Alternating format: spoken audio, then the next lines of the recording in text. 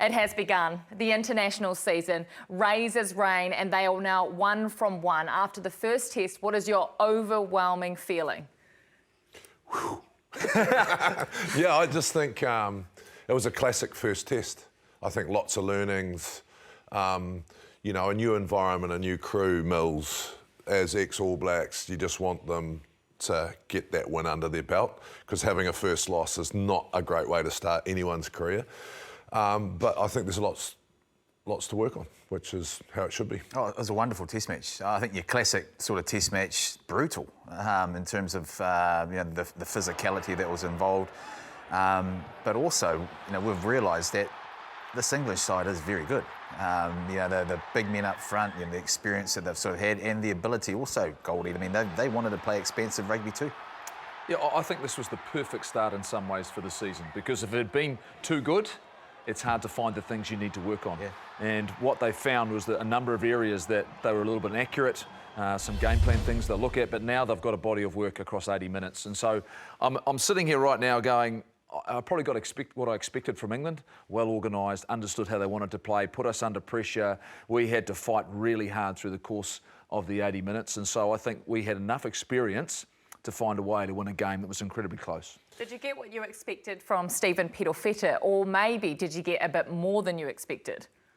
I got more. I was really excited about the way he played. I thought he played with a lot of maturity, calmness. I think we spoke about it before the game. I was just really impressed with how calm he was, considering what was his fourth test or something. He hasn't played a lot there. And I just felt he looked like a fullback, Mills. Yeah. I mean, you've played there a lot more than I have, so what did you see? I mean, his positional play was outstanding anyway. I mean, you don't often see that on the screen because he's setting himself up. Yeah, Damian McKenzie was probably isolated a little bit, and that was probably a tactic that the English sort of wanted to go ahead and try and beat him in the air. But I love the fact that, you know, you haven't got many, it's a second start. But you go out there and you play as if you're playing Super Rugby. You know, the confidence that he had and the ability that he had to beat sort of Earl on that outside and set up that try. So he had moments like that, and often when they come in front of you, some guys don't really take it. He did, and I was really impressed with the way he played and his contribution to the second test. He was decisive for me. He made good decisions. He didn't make any errors, I think, during the course of the game, maybe just one on a clean-out that he missed. So when you're talking about individual performances, a guy who was highlighted clearly as, oh, is this the right guy to be the fullback for this test match? When you've got a guy who played 123 tests on the bench, he went out there and delivered. I was actually probably a little bit disappointed when he went off, because to me, if he's going to grow as a player, he needs to play in those last 20 minutes. And that's one of the dangers sometimes when, yes, you've got all of this impact off the bench, but how you use it. There is an area of concern for me right now, though, is the fact that we knew we were losing what we were losing at lock. But at halfback, there's no doubt Aaron Smith was a generational player, and it's going to be impossible to replace him. I thought TJ Perenara was combative and did the things that he does well, but I'm not sure we're going to get from any of the halfbacks what we've had from Aaron Smith in the past, and now it's whether or not TJ Perenara is going to be fit going forward and the other guys can step up. Explain that. Are you talking about his pass? His pass. His pass was world class. His ability to pass off the deck, the speed and accuracy of that pass, his ability from ruck to ruck, you know, the little things he can create.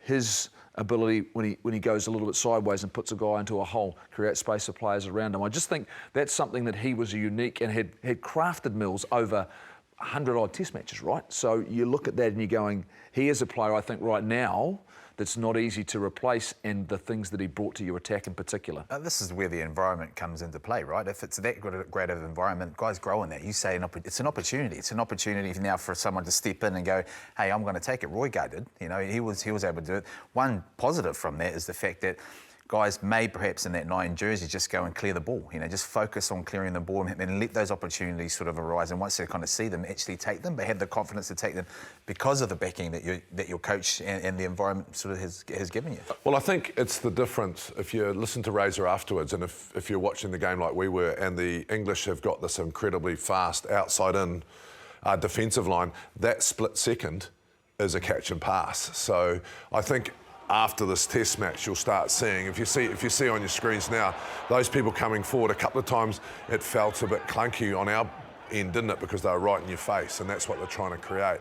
But just enough time to get those passes away is a split second, which normally starts at the 9. Have we still not worked out how to play against these really quick rushing defences? Yeah, you need a variety to your game. But the one thing you do need to have is you need to, at some point, get over the advantage line on the inside channel to put pressure on that outside defence. Because if they come up quick and you get quick ball inside of it, then all of a sudden they've got to retreat. What we weren't quite doing is we weren't getting over that advantage line as enough as I would like on the inside channel. I would say this though, Patrick Tupolotu was outstanding. His athleticism, his range, he made some unbelievable defensive plays in terms of tackles, getting across the park. Here's a guy for me, had one of his best Test matches in an All Black jersey, and Scott Barrett was Scott Barrett. We got exactly what I expected out of Scott Barrett. I think between the two of them, I felt that they were our best two ball carriers. We were able to get into some fringes, some edges, get over the advantage line, but we didn't quite get enough of that to consistently put this English team under pressure, Mills. We started to get it, and then we'd lose ground again, and they would reset. We weren't able to keep backing up and stacking up momentum so we could break them. When we did, we scored a couple of wonderful tries, but that was few and far between. Consistently do it, you know, and you're absolutely right. The fact that we're going forward, because the quality of the ball was a lot faster, and when it was a lot faster, it just gave England just enough more time to actually go, oh, hang on, we're not going to come as fast. When they dominated us, particularly out in the wider channels, they set their defence and they were able to rush. They really controlled that sort of game line. But we need more consistent. We need a couple more other guys to sort of help the load and continue on that continuation, I suppose. I think the interesting thing for me, and it comes back to your question, Kirsty, actually, like there's a few ways you break down a outside-in defence, and one of them is actually a kicking game. And normally you go to that first, but we actually went to the hands first. And I don't know whether that was part of the tactics, or let's try and, you know, because often you'll go, let's put one in behind them, let's kick into that space they're leaving, leave the wingers out wide and make those outside guys second guess. But yesterday we seemed to want to go to hand in our own half, which I thought it must have been part of the tactics. So, well, let's give them a little bait, let's get them off the line to maybe set up that. Did we see anything different, Mills, than what we've seen before in the All Blacks in terms of structures and attack? You know, you're talking about this, you know, everyone's looking at, were the All Blacks different? You're not going to be able to set the world alight in 10 days. And we've heard already the fact there was a huge amount of information they were trying to get into the group in terms of their environment off the field, in terms of details on the field. And they've got a lot of people, a lot of coaches who will be giving and sharing information. So I think as a first-up performance, sense of relief, like you said at the top of the show. I would say this, though, Tommy Freeman, George Furbank, these guys were good. And what they did really well is they carried the ball back to us in terms of counter-attack. Marcus Smith's first instinct was to come back, and we were always trying to find a way to get out of our own half when they kicked high. I thought their game plan was really good. They actually probably went away from it when Smith went off. And all of a sudden it presented us an opportunity to get back in the game. And that's what I reckon, back to your point, JK, the kicking game and the execution from the English was on point. They had us in just outside our 22 and sort of forced us to play our hand a little bit. And then when we kicked a little bit too long, and they countered off that. Usually you'd see an English side sort of kick it back, and when they countered, Furbank and even Marcus Smith, I mean, changing a few angles, cutting, and all of a sudden they're back in our own half and we're under pressure. And so now they're getting into sort of shape. We never got the opportunity to do that. There's a couple of times that we kind of did. We lost a crucial line out. We never got into a mode where we felt comfortable inside or even on the 50-metre mark to go, hey, we're going to try and implement some of that stuff that we have learnt over the next 10 days. I think now it gives us a really good platform to go, hey, we're going to analyse this. And this is where we're really good. We've traditionally been really good at sort of analysing, coming up with different plans about how we sort of approach the next game. But you've got to give kudos to England. Totally. I thought they were outstanding. And listen to Steve Borthwick afterwards. You know, he brought up some interesting points that I hadn't considered. You know, this All Black side was more experienced than the English side. You know, I think what you talk about, Goldie, is that's their DNA, but you still have to stop it. But my question to the both of you is really, did Damian McKenzie pass your tactical test? I mean, here's the toughest man I know. He's got so much courage and he did brilliantly. But you've got to remember, he hasn't played a lot of test matches at 10. And if you went and asked Daniel Carter now how long it took him to learn about the right balance, were you happy with him from a tactical point of view? Or what are his big learnings going forward? We've seen enough to leave him there, I believe. I think if you look at the space that was exposed to him and what he found, and if you think about a couple of times where he made late decisions, cross kick leads to a try, deep in the 22 they rush up on the outside, unfortunate forward pass from Adi Savia back into him. I think he adjusted really well. You know, I think there'll be some things that they'll look at and go, did we give him enough of an opportunity? Enough players around him? He seemed to be a little bit isolated from time to time, and so he wasn't probably getting the chance to put guys into space, but he threw a couple of really nice missed passes, one to Scott Barrett where he goes through the middle of the park. But once again, this was a world-class defence we were up against. This is what almost got England to a Rugby World Cup final. Their defence is of the highest quality.